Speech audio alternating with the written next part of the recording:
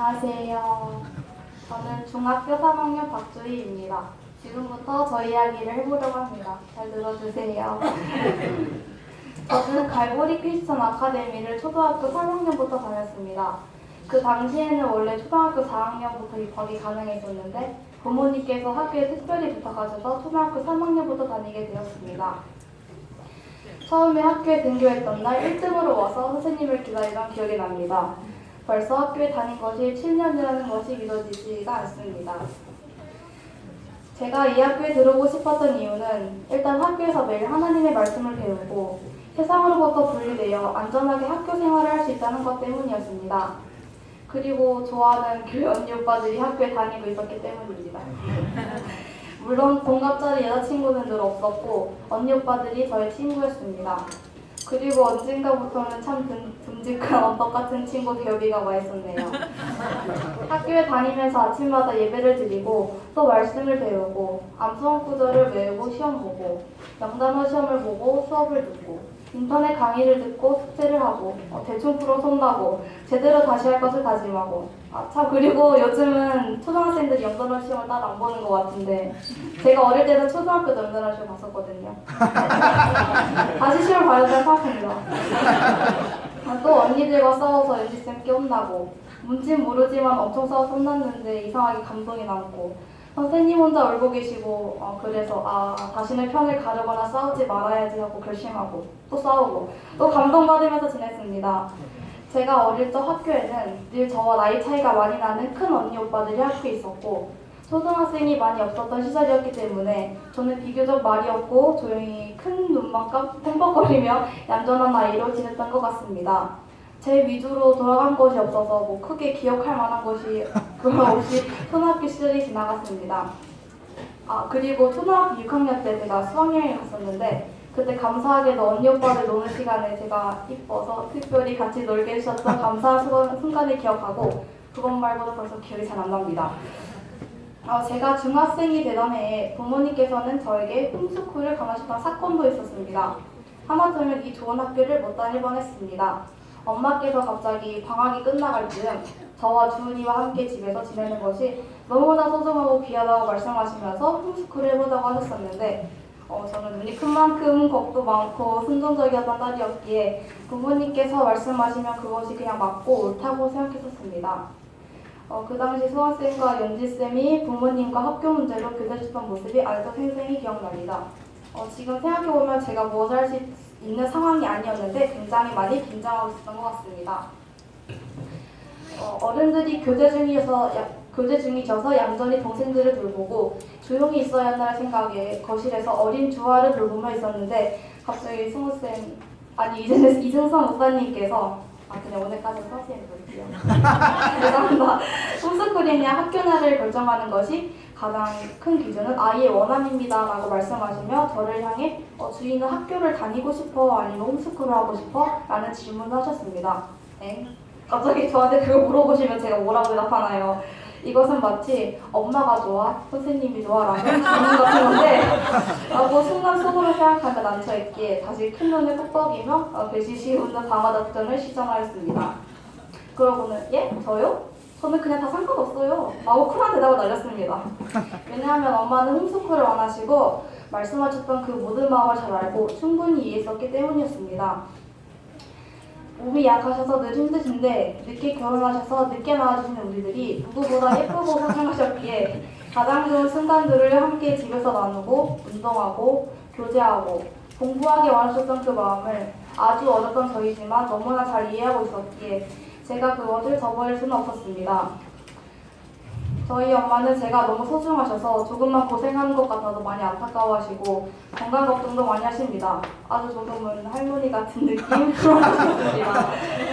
아마 제가 중학생이 되어서 수학 숙제 때문에 늦게 자고 마음 졸이며 일찍 일어나서 나가고 공부량이 많아지는 것이 많이 안쓰러우셨을 것 같기도 합니다.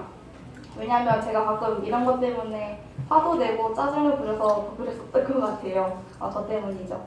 어쨌든 이렇게 저를 사랑하시는 엄마가 원하시는 것이니 함께 집에 있어야 한다고 이미 마음에서 학교를 포기했었고 다른 여지가 있을 거라고는 생각을 못했었습니다. 그래서 정말 어떻게 결정해놔도 상관이 없었습니다. 홈스쿨이든 학교든 말이죠. 그런데 그때 연지쌤이 주희야, 부담 갖지 말고 편하게 주희가 원하는 것을 이야기해줘야 그게 주희를 위한 결정을 내릴 수 있도록 도와드리는 거야. 부모님은 주희가 행복하고 귀하게 자라는 것을 원하시는 분들이셔서 주희가 싫어하는 것을 억지로 시키시려고 하시는 게 아니거든 라고 말씀하시면서 2차 멘탈 공격이 왔습니다. 이건 마귀의 시험이야. 여기서 내가 무너지면 엄마가 상처받으셔 라고 큰 멘탈을 정리하는데 그때 엄마가 다정하게 말씀하셨어요. 그래 주희야, 이게 엄마 혼자의 욕심이고 어쩌면 너의 원함과는 상관없는 것일 수도 있어. 그건 엄마도 원하지 않아. 에이구, 엄마가 엄마 좋은 마음에 너희들에게 너희 원함을 제대로 물어보지도 않았네. 그냥 너희는 내가 홈스쿨 하는 게 어때? 너무 좋지 않니? 우리 방학 때 같이 운동도 하고 공부도 하니까 너무 좋다, 그치? 라고 말해서 그냥 저희도 네, 상관없어요 라고 하실지도 모른다는 생각을 지금 하게 되네. 아니면 수학 수작이 싫어서? 엄마의 다정한 말씀에 용기가 났습니다. 진짜 어떻게 해도 상관없다고 생각을 했지만 굳이 한 길을 선택해야 한다면 그것은 학교였습니다. 아침에 일찍 일어나서 준비하고 학교 가는 것도 힘들고 수학 숙제가 많고 힘들어서 반만에 가고 암송을 영어까지 외워야 하고 한국사도 외울 게 너무 많아서 그냥 안 외웠고 뭔가 해야 할 게 많아졌던 순간이어서 홈스쿨을 하면 진짜 편하겠다는 생각을 했던 것도 사실입니다. 그런데 집에 계속 주은이랑 주아랑 같이 붙어있는 것은 더 불편한 일이기도 합니다. 그리고 엄마가 자주 아프신 것을 생각해보면 어쩌면 어느 순간 제가 공부도 못하고 동생들 홈스쿨 시키고 있을 것 같은 모습이 순간 상상되었습니다. 저의 대답을 기다리는 어른들, 엄마, 아빠, 승선쌤, 연지쌤이 8개의 눈이 저에게 집중되어 있었습니다. 이분들이 왜 이러시지? 언제부터 내 원함과 의견이 중요한 것이었다고? 그게 그렇게 중요한가? 그냥 결정해 주시면 하라는 대로 하면 되니까 편한데 이러면 내가 결정한 것에 대해 내가 책임을 져야 하잖아 라고 생각하고 있었던 찰나 아니나 다를까 연지쌤이 거두십니다. 주희야, 이제 중학생이 되었잖아. 주희가 중학교 1학년에 반을 지내면서 생각해온 많은 것들이 있었을 거야. 홈스쿨을 하면 학교에서 공부하는 것보다 혼자 알아서 해야 하니까 그게 부담스러울 거고 또 학교를 다닌다고 결정을 하면 이것저것 해야 할 것이 많은데 이젠 짤없이 완전 잘해야 할 것 같아서 부담스러울 거야. 그런데 이건 어떤 것을 잘할 것인지를 결정하고 앞으로 혼자 책임지라는 질문이 아니고 그냥 단순히 어디서 공부하기를 원하느냐라는 아주 단순한 질문이야. 주희야, 너가 완전히 성장한 어른이 될 때까지 아니 그 후로도 너에 대한 모든 결정에 대한 책임은 어차피 우리 주님이 지시는 거니까 이건 어렵지 않은 질문이야. 그렇구나. 그런 질문이었구나. 내가 원하는 거 그것이 무엇일까? 감히 내가 어떤 것을 원한다고 말해도 되는 것일까? 부모님의 의견 외에 내 생각과 원함을 가져도 되는 것일까?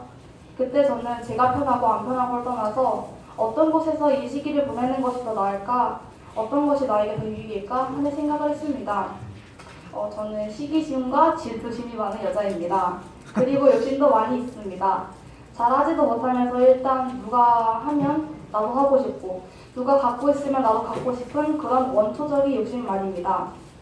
눈만 꿈뻑이며 제 생각이나 마음을 잘 말하지 않던 시기에도 늘 어떤 것이 더 이득인지 또 더 손해인지는 속으로 다 계산하고 있었고 이득이면 좋아하고 손해면 속상하고 서러워하고 그랬습니다.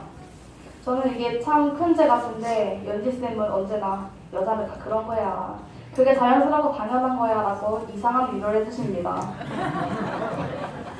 어쨌든 저는 집에서 혼자 공부하면 그동안 다른 친구들과 언니들은 학교에서 여전히 많이 배우고 시험 보고 있을 것이고 계속 성장하고 발전해 갈 텐데 그것을 피하는 것이 결국 저에게 손해가 되는 것 같은 생각을 했습니다. 친구도 좋고 선생님들도 모두 좋지만 무엇보다도 제 작은 욕심 때문에 학교를 다니고 싶다는 말씀을 드렸습니다. 제 생각과 마음을 편안하게 정직하게 용기 내어 다 표현했던 것이 아마도 그때가 처음이었다는 생각이 듭니다. 그렇게 저는 학교를 다시 다닐 수 있게 되었습니다. 뒤돌아보니 아주 소소한 이유에서의 결정이었던 것 같지만 그것이 제게 가장 좋은 결정이었던 것을 그리고 저를 존중해 주시는 부모님이 계셨던 것에 참 감사합니다. 중학생이 되면서 저에게는 책임을 져야 하는 것들이 많아졌습니다. 원래도 못하는 수학인데 신우희 선생님을 만나서 매일매일 숙제를 해와야 했습니다. 많은 선배님들에 비하면 적은 양일 텐데도 제게는 참 벅찬 숙제 짐이었고 작은 일에 신실해야 하는 것을 알지만 참 어려웠습니다. 이것이 제가 감당해야 하는 큰 책임이 아니었을까요? 한 학년 올라갈수록 저는 저의 미래의 진로에 대하여 생각하기 시작했습니다. 중2가 됐을 때 감정 기복도 많이 심해졌고 그리고 많이 거친 모습도 보였습니다. 점점 제 생각을 이야기하며 부모님과 싸우기도 하고 동생 주은이와도 많이 싸웠습니다. 그 당시 저는 피아노 학원을 다니고 있었습니다. 체력이 40번까지는 끝내야 웬만한 피아노 곡들은 다 칠 수 있다고 해서 배우고 있었는데 체력이 40번을 끝내기 전에 주변 분들이 전공할 거 아니면 이만하면 된 것 같다고들 하셔서 피아노 학원을 그만두려고 했었습니다. 그런데 학원 선생님들이 피아노 전공을 권하셨습니다. 저는 원래 피아노를 전공할 생각이 없었습니다.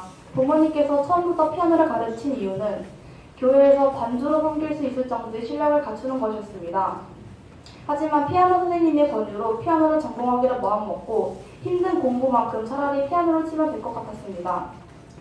많은 경험을 위해 지난 4월에 콩쿠르에 나가려고 했는데 날짜가 변경되었고 5월, 6월에는 너무 많이 연습하다가 손가락 관절이 많이 아파져서 연습도 쉬고 콩쿠르에 나가지 못했습니다.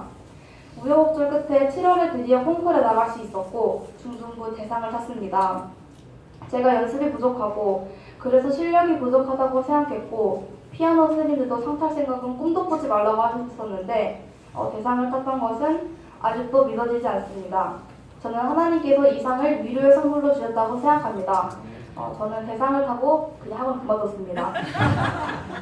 아무리 열심히 연습해도 가장 중요한 손가락이 아프면 칠 수 없는 것이 피아노이고 하나님께서 돌보시고 지키시지 않으면 저는 아무것도 할 수 없는 사람이었습니다. 노력으로도 결심으로도 잘 살 수 없는 것들이 오직 주님의 은혜가 있어야 할 수 있다는 것을 깨닫는 순간이었습니다.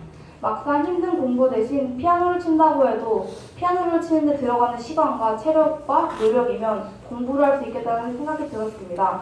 그리고 정말 학교에서 저에게 맞춰 가르쳐주시는 영어 수업도 사회 수업도 모두 피아노 때문에 잘 못하는 것이 아쉽다는 생각을 하게 되면서 내가 공부를 좋아했던 사람이었네 하고 깨달으면서 말입니다.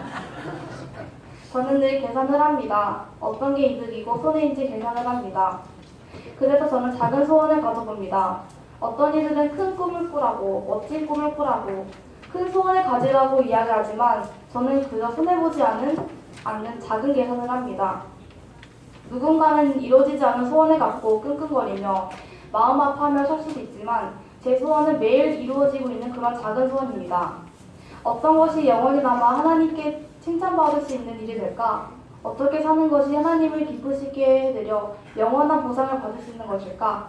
작은 계산을 하며 살아가는 작은 소원을 갖습니다. 그것이 전부입니다.